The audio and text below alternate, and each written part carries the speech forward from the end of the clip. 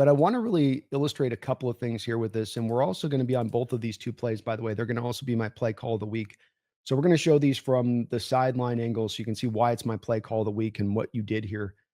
It's a great call by Mike McDonald. It catches the offensive line of the Arizona Cardinals off guard. There's no doubt about that.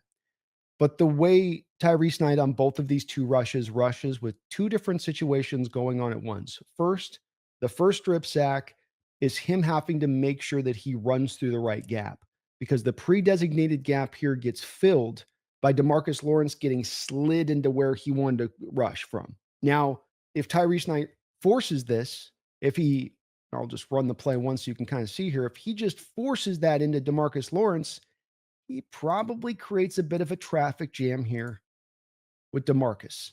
So let me show you with a kind of a pause here. So we got the snap, right?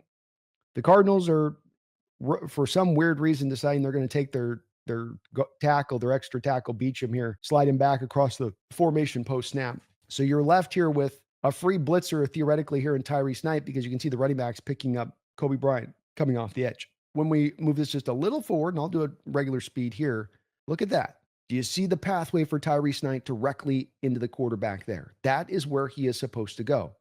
But this starts to get muddled. Uh-oh. DeMarcus he's fading into my stuff. He's fading, and now we've got a traffic jam. Now two men have become one. He has disappeared behind Demarcus Lawerence, and that's a big dude. It's very easy to disappear behind him. So now, do you continue with your momentum into the hole you were supposed to go with? Or does he drop a little hezzy here, peel around that block, let it just kind of the traffic clear through? Let this traffic jam right here go past me and then go. And be a little patient with it. He's a little patient with this to allow this to happen. And what it does is it gives him a free rush to the quarterback. That little step there, that side step, so easy for players without good pass rush instincts here to run themselves into the clog. You run yourself into Lawerence, you and Lawerence end up banging into each other, you neutralize each other, it doesn't go anywhere. So first, great job of getting out of that initial pass rush gap.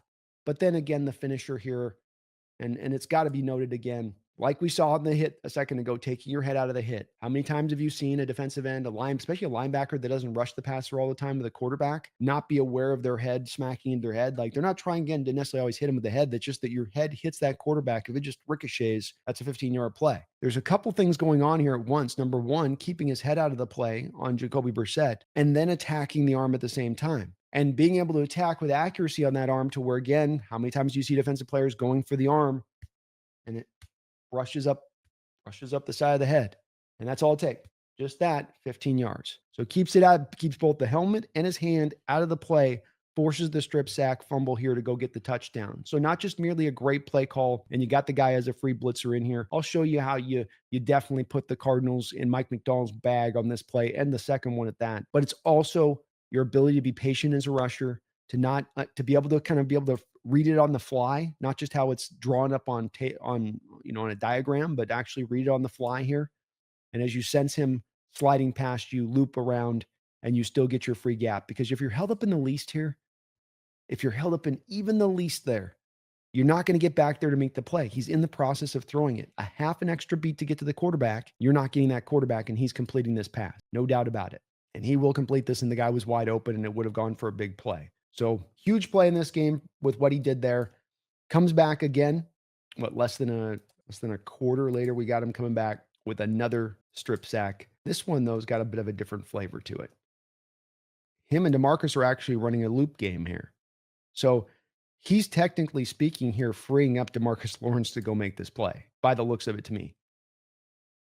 But what happens is that the running back gets so confused by what he's doing. So what he's doing is he's hitting Demarcus Lawrence's guy. He's there to try to attack Demarcus Lawrence's guy so that guy can't get to him, and then he can loop back around. As you see, Lawerence gets freed up on it. What happens is that the running back just blows his block so badly, and Tyrice Knight is so quick to attack. He's so vicious with it as far as just getting back there so quickly that the running back, DeMarcado, just gets kind of confused on the play. So not the same blitz. See how see how he goes to the left there? See how he's going to attack that lineman. He's trying to give DeMarcus a free rush there. He's doing the dirty work on this play, essentially. Dirty work frees up Demarcus, but he's also freed up too. Just slides off the running back's block. Tyreese is a big dude. Hard to just get kind of a glancing block on him and expect that that's gonna do the job. But a hell of a play. Always nice when you do the dirty work for a teammate and you still end up coming up with a sack, and then that teammate gets rewarded anyway with a touchdown. Not too shabby. But one of the better days we've gotten to see from a inside linebacker, I'd say even in Seahawks history, putting up that kind of stat line, having that kind of impact. And these were not cheap sacks. These were not, he just kind of lucked into it and they forgot to block him kind of sacks. He had to go make this happen. Very impressive.